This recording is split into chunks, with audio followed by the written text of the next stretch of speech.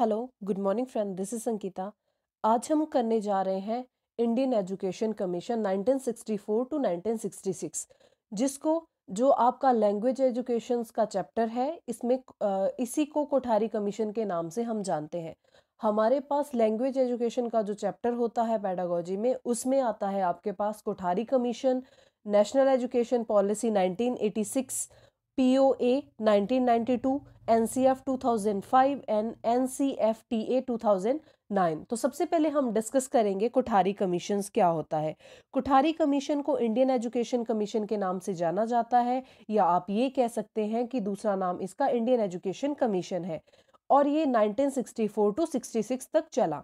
The commission was appointed under provisions of resolution of government of India date 14 July 1966। इस commissions को 1964 को 14 July of 1964 को appoint किया गया। The commission included education list in Divers field from the India and abroad. इस education commission ये जो Indian education commission India आया, इसमें बहुत ज़्यादा मेंबर थे, 17 मेंबर थे, वेयर 14 मेंबर एंड 1 सेक्रेटरी था। ठीक है, तो डॉक्टर जो DS कोठारी थे, ये इस एजुकेशन कमीशन के चेयरमैन थे। Doctor DS Kothari Indian education के चेयरमैन थे, इसीलिए इस कमीशन को कोठारी कमीशन के नाम से भी जाना जाता था। ओके, इंडियन एजुकेशन कमीशन जो था 1964-1966, उसको कोठारी कमीशन के नाम से जाना जाता था। और इसका काम क्या था, ये इंडिया में क्यों आया था? To examine all aspect of education sector in India. Education के हर पहलू को अच्छे से एनालाइज करने के लिए इस कमीशन को इंडिया में अपॉइंट किया गया था। ये इसका मेन रोल था।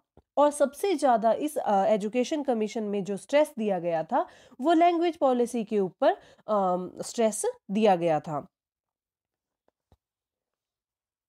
ओके, आप ये कह सकते हैं कि इंडियन एजुकेशन या कोठारी कमीशंस का जो मेन पर्पस था, वो general pattern of education and to advise guideline and policy of department of education in India.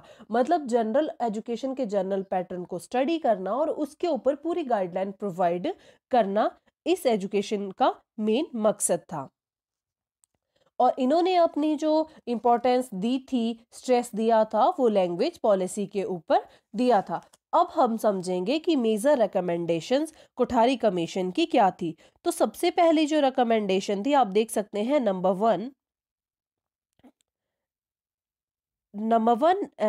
Recommendations थी, education structure 12 year of schooling and 3 year of degree course. इन्होंने जो education का structure दिया था, इस तरह से दिया था कि education structure 12 year of schooling और 3 साल इन्होंने अपने डिग्री कोर्स को दिए थे। 12 ईयर तक बच्चा स्कूल में स्टडी करेगा और उसके बाद degree course. Indian education commission और कोठारी कमीशन का सबसे हाईलाइट पॉइंट है 3 लैंग्वेज फॉर्मूला। अब ये 3 लैंग्वेज फॉर्मूला हम समझेंगे। इन्होंने बोला था पॉइंट 3 में, देखिए, at lower primary level only 1 language should be studied compulsory. इन्होंने बोला था कि जो लोअर प्राइमरी लेवल होता है, लोअर प्राइमरी लेवल जो नर्सरी, प्री नर्सरी के बच्चे आते हैं, वहाँ उनको बोला जाता है lower primary level. Indian education ने बोला था कि जो लोअर प्राइमरी लेवल होता है, वहाँ पे सिर्फ और सिर्फ 1 लैंग्वेज को कंपलसरी किया जाना चाहिए। वो होनी चाहिए या तो मदर लैंग्वेज, या तो मदर टंग या रीजनल लैंग्वेज। इसका रीज़न इन्होंने ये दिया था कि बच्चा जो अपने थॉट्स है, एक्सप्रेशन है, वो अच्छे से मदर लैंग्वेज और रीजनल लैंग्वेज में एक्सप्रेस कर सकता है। दूसरा जो इनका पॉइंट था, वो ये था कि सेकेंडरी स्टेज के ऊपर, सेकेंडरी स्टेज आती है आपकी 1 to 10th के ऊपर। सेकेंडरी स्टेज ये कोठारी कमीशंस के अकॉर्डिंग है।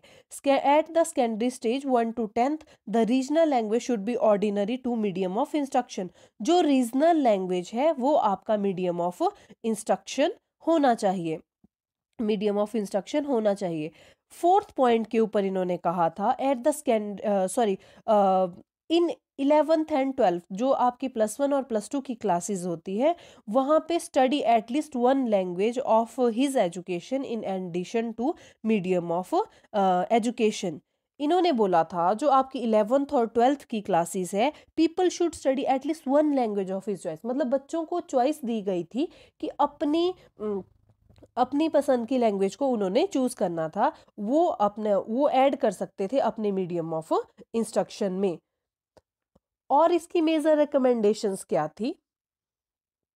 इन्होंने free text book eight primary stages, ठीक है। एडवोकेट नंबर ऑफ स्कॉलरशिप के बारे में इन्होंने बात की थी, ये इतना इंपॉर्टेंट नहीं है। मिड डे मील के बारे में बात की थी। Facilitate of learning while earning के बारे में बात की थी। प्रमोशन ऑफ एजुकेशन ऑफ हैंडीकैप्ड्स के बारे में बात की थी। Special measure of education of backward student के लिए स्पेशल एजुकेशन की प्रोविजन की बात की थी। Enrolment between 300 to 415 secondary school, okay. And major and religious education के बारे में बात की थी।